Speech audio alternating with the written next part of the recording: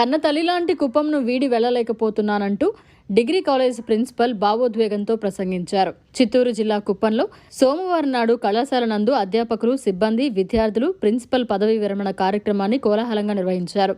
ఈ సందర్భంగా పలువురు రాజకీయ నాయకులు, పలు విద్యాసంస్థలకు చెందిన అధ్యాపకులు, సామాజిక కార్యకర్తలు ప్రిన్సిపల్ని శాలువాలతో సన్మానించి, పూలమాలతో సత్కరించి, ప్రత్యేకంగా కరెన్సీ నోట్లు, చాక్లెట్లతో తయారు చేసిన హారాన్ని అలంకరించి అభినందనలు తెలిపారు. అనంతరం పలువురు ప్రసంగిస్తూ 2021 సెప్టెంబర్ 30వ తేదీన కుప్పం డిగ్రీ కళాశాల ప్రిన్సిపల్గా బాధ్యతలు స్వీకరించిన డాక్టర్ జింకా లక్ష్మీనారాయణ కళాశాల అభివృద్ధికి చేసిన సేవలను కొనియాడారు. అనంతరం ప్రిన్సిపల్ మాట్లాడుతూ కళాశాల నిర్వహణలో కేవలం 2 శాశ్వత అధ్యాపకులు మాత్రమే ఉన్నారని, మిగిలిన వారు అతిథి అధ్యాపకులుగా విధులు నిర్వహిస్తున్నట్లు తెలిపారు. కళాశాల అభివృద్ధిలో అధ్యాపకుల సహకారం మరువలేనిదని, అలాగే తన విధి నిర్వహణలో కుటుంబ సభ్యుల తోడ్పాటు ఎంతగానో ఉందని తెలిపారు. అంతేకాకుండా కన్నతల్లి లాంటి కుప్పంను వీడి వెళ్లలేకపోతున్నామంటూ కుప్పం డిగ్రీ కళాశాల ప్రిన్సిపల్ డాక్టర్ జింకా లక్ష్మీనారాయణ భావోద్వేగంతో ప్రసంగించారు. గవర్నమెంట్ డిగ్రీ కాలేజ్ నుంచి 30/9/2025 కుప్పం ప్రభుత్వ డిగ్రీ కాలేజీకి ఆన్ ప్రమోషన్ పైన ప్రిన్సిపల్ గా ఇక్కడ వచ్చి చూసిన తర్వాత కుప్పం గురించి ఎప్పుడో ముందు విన్నాను. కుప్పంలో ఎవరు ఉండడం లేదు, కుప్పం చాలా రిమోట్ ఏరియా, చాలా లాంగ్ డిస్టెన్స్ లో అనే ఒక భావన ఉండేది.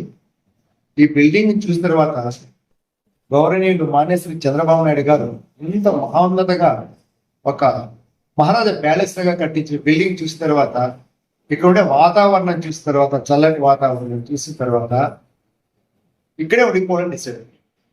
మా భార్య చెప్పింది, కుప్పంలో నువ్వు ఉండు, నీకు మంచి పేరు వస్తుంది, నీవు ఇక్కడ నీ సర్వీస్ చేయి, ఎంత చేయగలవో చేయి అని చెప్తే ఆమె స్ఫూర్తి. మా భార్య చాలా నాకు వెనుదల నుండి ప్రతి ఒక్క విషయంలో సపోర్ట్ చేస్తుంటుంది. విజయలక్ష్మి గారు, నేను జాబ్ తీసుకున్న తర్వాత అరౌండ్ 380 మెంబర్స్ విద్యార్థులు. ఇంత పెద్ద భవంతిలో ఇంత తక్కువ మంది పిల్లలుంటే అది బోసిపోయినట్టుంటుంది ఈ కళాశాల. గౌరవనీయులు చంద్రబాబు నాయుడు గారికి కూడా విలువ ఉండదు కళాశాలకు అనే ఒక ఉద్దేశం చేత నేను వచ్చిన 2 months లో ఒక మెగా జాబ్ మేళను కండక్ట్ చేశాను సార్. అది మన విద్యార్థులకే కాకుండా మొత్తం చిత్తూరు జిల్లాలో మొత్తం అందరి విద్యార్థులను ఇన్వైట్ చేసి వాళ్ళ పబ్లిసిటీ ఇచ్చి అరౌండ్ 30 కంపెనీస్ వస్తే దాదాపు 290 మెంబర్స్ సెలెక్ట్ అయిన కంపెనీలు. మన విద్యార్థులు కూడా దాదాపు ఒక 108-109 మెంబర్స్ ఏమో జాయిన్ అయినారు. కంపెనీలో అందరికీ ఉద్యోగాలు వచ్చింది. బయట వాళ్ళకు కూడా మనం ప్రోత్సహించినాము. అప్పటి నుంచి మన కళాశాలకు కొంచెం గుడ్ పేరు రావడం జరిగింది.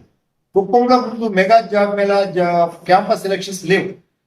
డిఫరెంట్ కాలేజ్ నేనే రికమెండ్ చేశాను. ఎందుకంటే కుప్పం నిరుద్యోగం ఏదో ఉద్యోగం అనేది అవసరం కాబట్టి చాలా కంపెనీలు ప్రైవేట్ డిగ్రీ కాలేజీలకు నేను హెచ్ఆర్స్ పరిచయం చేసి అక్కడ కూడా జాబ్ మేళా కండక్ట్ చేయడానికి నేను చాలా ప్రముఖ పాత్రను పోషించాను.